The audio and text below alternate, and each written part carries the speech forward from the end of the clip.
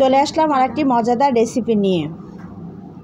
সুন্দর একটি স্ন্যাক্স এটা বাচ্চাদের সাথে আপনারা টিফিনে দিয়ে দিতে পারবেন, আবার বিকেলে নাস্তাও তৈরি করতে পারবেন, আবার এটা বানিয়ে আপনার ফ্রিজিং করে রেখে পরেও চটজলদি বাচ্চাদের টিফিনে দিতে পারবেন। এর জন্য নিয়েছি আমি 2টি আলু সিদ্ধ করে এবং 2টি ডিম সিদ্ধ করে নিয়েছি, আর নিয়েছি কাঁচামরিচ, পেঁয়াজ কেটে, আর একটু ধনেপাতা।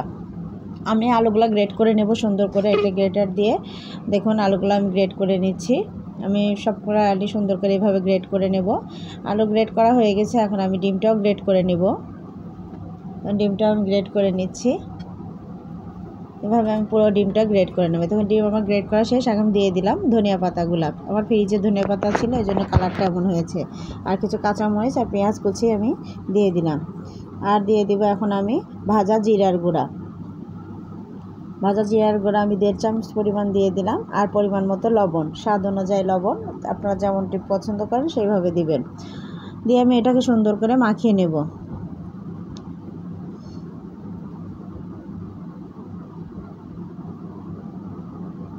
সুন্দর করে মাখিয়ে এটাকে আমি শেপ দিয়ে দিব।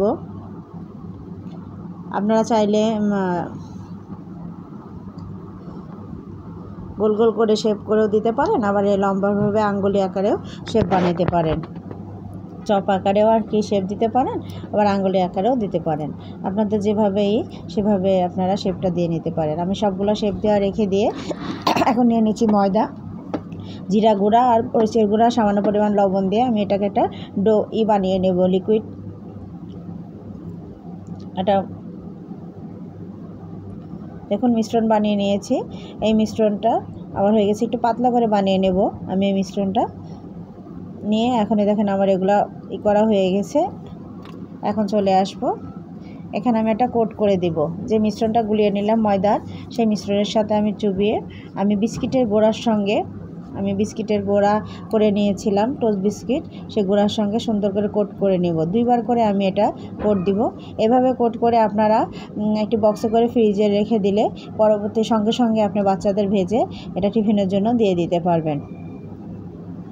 আসলে আমরা অনেক সময় টিফিনে কী দেবো একটা চিন্তাই করি, তখন হচ্ছে সেটা বানিয়ে দিলে আপনার বাচ্চারা খুব সহজে খেয়ে নেবে। আবারও বাচ্চারা ডিম খেতে চায় না।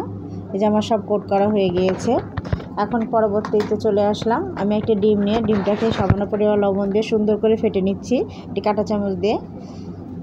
তারপর আমি কোট করা দেখুন কোট করা স্ন্যাক্সগুলো আমি সুন্দর করে ভিতরে করে গরম তেলের ভিতর দিয়ে দিলাম। এটা আমার মিডিয়াম আঁচে ভাজতে হবে, জোরে আঁচ দেওয়া যাবে না, আস্তে আস্তে আঁচে এটা ভাজতে হবে।